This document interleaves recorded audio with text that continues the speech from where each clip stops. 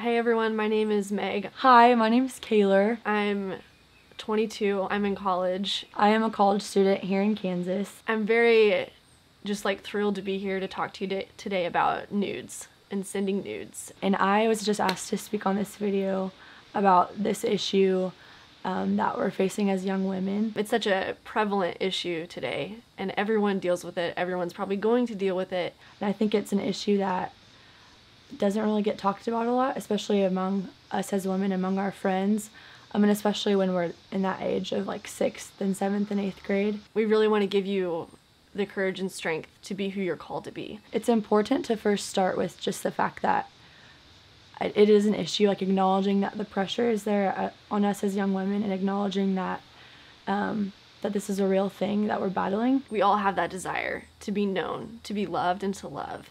And we have that desire because God instilled that on our hearts, because we desire Him. We desire heaven, and He will be the only one to fulfill that. We're not only bodies, but we're also souls.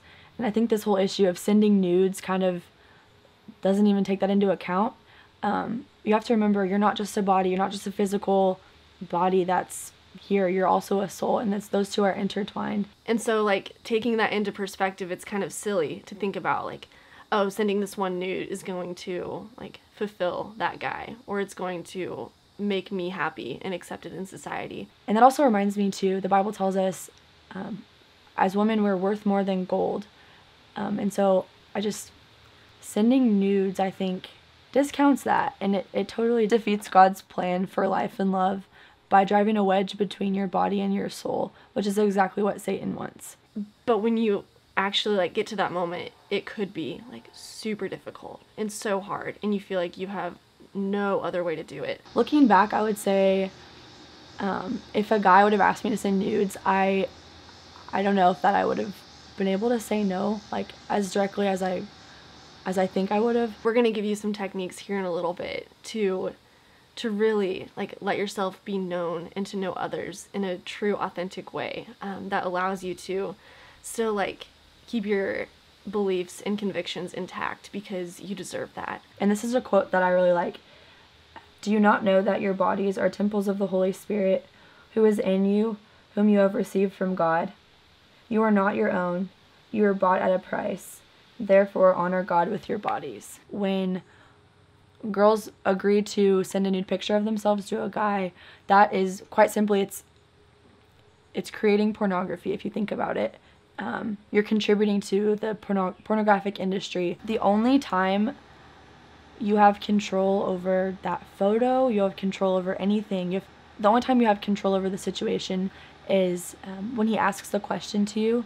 Are you going to say yes or are you going to say no? So we want to give you guys a couple techniques or ways to handle this situation.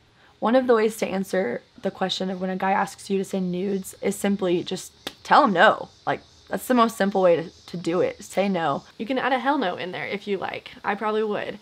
But let your no mean no and your yes mean yes. And if you're strong on that, the guy will hopefully not push you a ton farther to get what he wants. Yeah, this requires a little bit of, strength, and have to be deliberate with it. But remember that niceness is not a virtue. So realize that is an option, to say no. That you can just say no and bury the hatchet. Not worry about it, not let judgment fly. You could just send him a picture of the nude palette of makeup that you have. That's kind of an option. I don't suggest that just because you're still playing the game with him. You never really tell him no if you do that.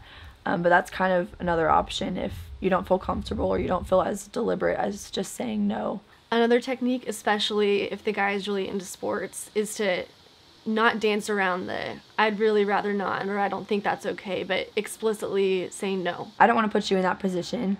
I know, you could get in trouble or kicked off the team if you have that on your phone. I don't want to put you in jeopardy for, whatever sport he's in.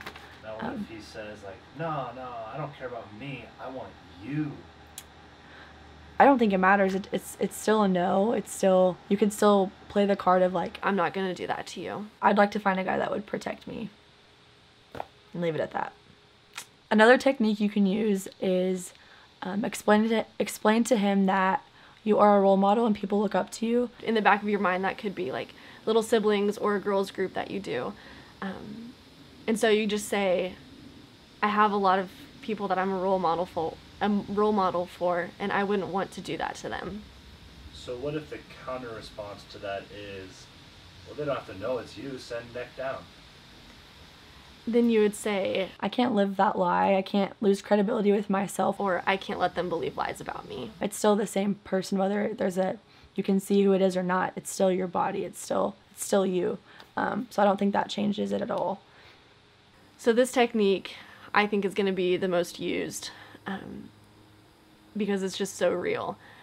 But if a guy's asking you, just say, a friend of mine did that and it got tossed around everywhere. All of the boys in our grade, it really ruined her reputation. It really embarrassed her, and I'm not going to do that. So I'm not going to distribute that anywhere. Are you kidding me? I'm not going to give it to anyone. Well, that's what he said to her, and I'm not going to do it. No. Lori talked earlier about how your body and soul are divided because of the fall of man. But by following these techniques and hopefully like being strong enough to actually carry them out, we can try to unite those, and that's going to lead you to live your fullest potential and to be as happy as you possibly can. And like that's what God wants for you. He wants you to be happy and to be whole. And when you are living that life, happy and whole, then you can teach a man how to rise to the standards that you set. I don't know if you've ever thought about this. I know when I was your age, I never thought about it, but being a college-aged woman and like looking back now, like as women and as young girls, we have a lot of power. A woman has so much power. Her beauty and strength is what a man's after. He's drawn to that so deeply. But that also like places a lot of responsibility in your hands. As women, we have a lot of influence over, where men are led. And that seems kind of silly because oftentimes we look in the mirror and we don't see ourselves as beautiful or strong. But we are. God instilled that in us. And the more we pursue him, the more we follow him, the more beautiful we really are. Big picture, I think our whole goal as human beings is to get to heaven. And boys, they'll go wherever you lead them. As women, we have a responsibility that comes with that because of the power that we hold in that. I think it's important to kind of lead guys on the right path. I ask you to set your standards high, to really set a challenge for men, demand them to respect you and to love you authentically. A man's job is to protect a woman emotionally. You have to ask him to do that. Otherwise, he's not going to. Because a man is always going to pursue. He's going to pursue a challenge. And you have to raise that bar. You have to set that for him. So girls, here's the deal. Right now, you have this great resource that God has given you. And you have your mom. The woman that's sitting right next to you right now. She has been learning with you and loves and cares about you so, so much. Thankfully, me growing up through the whole teenage years, I had a good relationship with my mom, and I still do today. And I think that's such a powerful tool. She doesn't want you to be alone in this. She wants to give you like the weapons to fight this battle. And I really challenge you to talk to her about this stuff. There has to be open communication there, or else this is going to remain, in the shadows and not going to get resolved. It's not something that you could or should fight alone. And she doesn't want you to either. Turn to your mom and really open up to her. And moms, really be in tune to your daughters. That's one of the most important things, I think. One of the most important relationships is between a mother and a daughter. So. Did you have anything else on your heart that you wanted to throw out, or you feel pretty good? Yeah, I want to talk about how their worth can't be summed up in one picture. There's just this really great quote that I love. It's by Bishop Fulton Sheen, and he says, "To a great extent, the level of any civilization is the level of its womanhood." One picture does not sum up who you are or your worth. When a man loves a woman, he has to become worthy of her. Her body and soul is what makes her beautiful. The higher her virtue, the more noble her character, the more devoted she is to truth, justice, and goodness. But I ask you to hold yourself to a higher standard. The more a man has to aspire to be worthy of her. Therefore, asking that guy to hold himself to that standard as well. The history of civilization could actually be written in terms of the level of its womanhood. And I beg you to become convicted in that.